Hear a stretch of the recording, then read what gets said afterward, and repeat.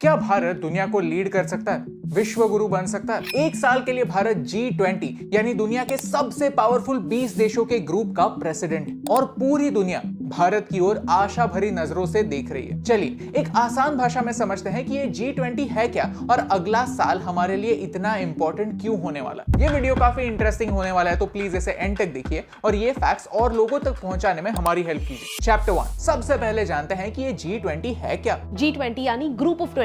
G20 दुनिया के 20 ऐसे देशों का ग्रुप है जो दुनिया के 60% पॉपुलेशन को रिप्रेजेंट करता है। ये 20 देश दुनिया का 75% ट्रेड करते हैं और दुनिया का 85% जीडीपी इन्हीं देशों के पास है। राइट नाउ G20 में ये सारे देश हैं। आप वीडियो पॉज करके देशों के नाम पढ़ सकते हैं। दिसंबर 2022 से लेकर एक साल के लिए भारत G20 का प्रेसिडेंट होने वाला है। ये प्रेसिडेंसी मेंबर्स के बीच हर साल रोटेट होती है। G20 का एजेंडा चलाने की जिम्मेदारी 3 देशों की होती है। पास्ट प्रेसिडेंट जो था इंडोनेशिया, करंट प्रेसिडेंट जो है भारत और फ्यूचर प्रेसिडेंट जो होने वाला है ब्राजील। समझते हैं कि दुनिया को G20 की जरूरत क्यों महसूस हुई। G20 के पहले इन देशों का एक और ग्रुप हुआ करता था जिसे G7 कहते थे। इनमें मेजरली डेवलप्ड देशों का नाम है। लेकिन हुआ ये कि वेस्टर्न देश सिर्फ अपने इंटरेस्ट के बारे में जानते हैं, सिर्फ अपनी इकोनॉमी को समझते हैं और एक ग्लोबलाइज दुनिया में दुनिया की एक कोने में होने वाली चीज दुनिया के दूसरे कोने में भी इफेक्ट करती है। एग्जाम्पल के तौर पर 2008 का फाइनेंशियल क्राइसिस लेते हैं। जो हुआ तो अमेरिका में था, लेकिन रिसेशन पूरी दुनिया में आया। सिमिलरली 1997 में साउथ ईस्ट एशिया में एक फाइनेंशियल क्राइसिस आया था जिसकी शुरुआत थाईलैंड में हुई और फिर वो पूरे एशिया में फैल गया। तो 1999 में G7 की तरह G20 भी एस्टेब्लिश हुआ क्योंकि इन G7 के देशों ने जाना कि और देशों का कोऑपरेशन भी जरूरी है। लेकिन वर्ल्ड लीडर्स ने 2008 के फाइनेंशियल क्राइसिस के बाद ही इसे सीरियसली लेना स्टार्ट किया। उसके बाद ये सारे लीडर्स सीरियसली मिलने लगे और प्रोडक्टिव डिस्कशंस करने लगे। Chapter 2,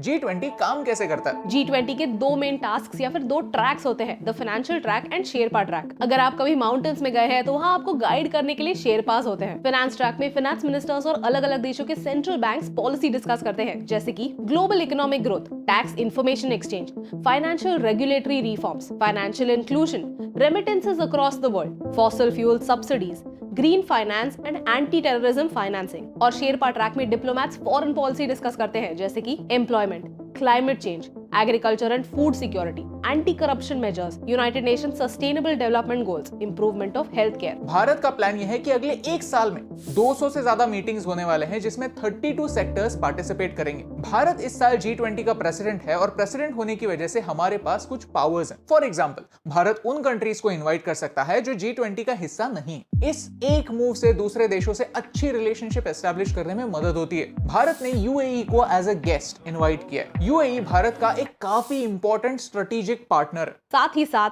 Bangladesh, Egypt, Mauritius, Netherlands, Nigeria, Oman, Singapore, Spain जैसे देशों को भी भारत ने G20 का हिस्सा बनने का इनविटेशन भेजा है। हमारे फॉरेन अफेयर्स मिनिस्टर आज के हमारे फेवरेट मिनिस्टर्स में से एक है। उन्होंने काफी इंपॉर्टेंट स्टेटमेंट किया है कि भारत दुनिया के ग्लोबल साउथ का लीडर बनकर उभर रहा है। ग्लोबल नॉर्थ में कई वेस्टर्न डेवलप्ड देश आते हैं और ग्लोबल साउथ में वो सारे देश हैं जो अभी डेवलप हो रहे हैं। भारत के प्रधानमंत्री ने बाली के G20 समिट में कहा था कि मल्टीलैटरल इंस्टीट्यूशंस फेल हो गए हैं। UN, WHO, WTO ये सारे डेवलप्ड नेशंस यानी ग्लोबल नॉर्थ के ही इशारों पे चलते हैं। भारत आज एक ऐसी सिचुएशन में है कि हम रशिया से बात कर सकते हैं, हम सऊदी अरेबिया से बात कर सकते हैं और हम US से भी बात कर सकते हैं। Our diplomacy has seen a revival in the past year और हमें इसका एडवांटेज लेना ही होगा। अगला एक साल भारत के लिए काफी अच्छी अपॉर्चुनिटी है अपनी लीडरशिप एस्टैब्लिश करने के लिए, सही मुद्दे उठाने के लिए। Chapter 3, Why 2023 is so important for India?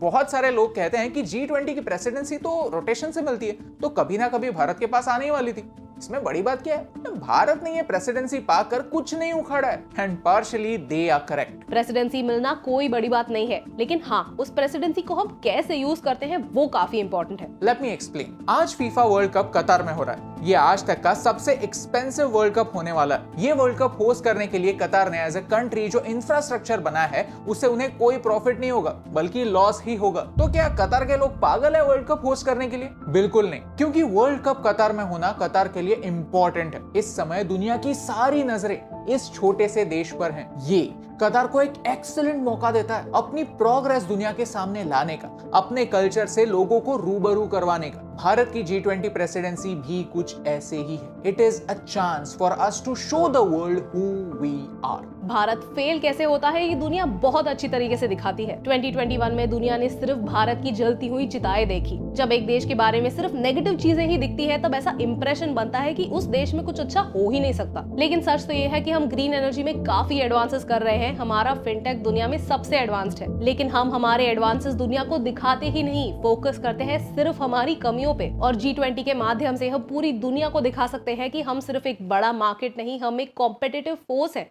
जो दुनिया को हिला कर रख सकते हैं।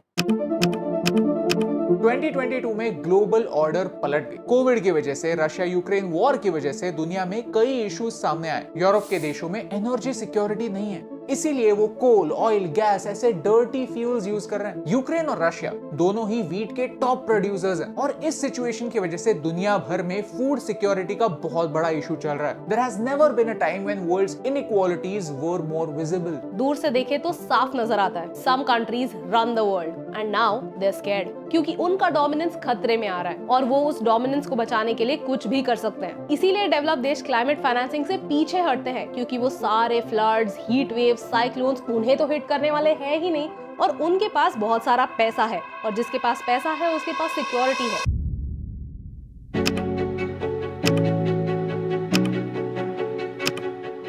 आज भारत को एक मौका मिला है इन सारी चीजों को सामने लाने का, अपनी कहानी खुद दुनिया तक पहुंचाने का और इक्विटेबल सॉल्यूशंस की दिशा में टॉक्स को ले जाने का। कुछ ही दिनों पहले भारत में एक ऑल पार्टी मीटिंग हुई जहां अलग अलग पार्टीज के सारे लीडर्स मिले। तब एक इंपॉर्टेंट पॉइंट समझ आया कि इंटरनल पॉलिटिक्स में अलग अलग पार्टीज ऑपोजिशन हो सकता है, लेकिन दुनिया के सामने हैज अ यूनाइटेड भारत आना होगा, क्योंकि इसी में देश के सिटीजन्स का फायदा है। उदयपुर में हाल ही में सबसे पहली G20 मीटिंग हुई जहां अलग अलग देशों के शेरपाज ने हमारे वाइब्रेंट कल्चर के साथ साथ हमारे डिजिटल पेमेंट्स रेवोल्यूशन को भी एक्सपीरियंस किया। इंटरनेशनल डिग्निटरीज ने यूपीआई यूज करके पेमेंट करके देखा। उन्होंने जाना कि यूपीआई कितना सिंपल है। इस एक सिंपल सी मूव की वजह से शायद यूपीआई को इंटरनेशनल बनने में हेल्प होगी। सच में यूपीआई को हम फॉर ग्रांटेड लेते हैं, लेकिन ये एक रेवोल्यूशन है। वसुधैव कुटुंबकम, the world is one family. Bharat ये हमेशा कहते आया है और आज इस बड़े फैमिली को होस्ट करने की जिम्मेदारी हम सबकी है। अब हम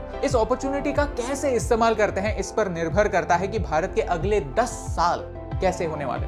अगर आपको इस वीडियो से वैल्यू मिली, कुछ नया सीखने मिला, तो इस वीडियो को शेयर कीजिए, क्योंकि ये प्रेसिडेंसी एक प्रेसिडेंसी ऑफ होप है। क्योंकि आज भी कई सारे लोग हमें एक स्नेक चार्मर्स का देश मानते हैं। अब हमें मौका मिला है इस बदलते हुए देश का एक नया रूप लोगों के सामने लाने का। ये मौका है हमारे सारे डिफरेंसेस भुलाकर एक पॉजिटिव मैसेज दुनिया तक पहुंचाने का, और यही इंपॉर्टेंट बात, आप तक पहुंचाने से मुझे फर्क पड़ता है।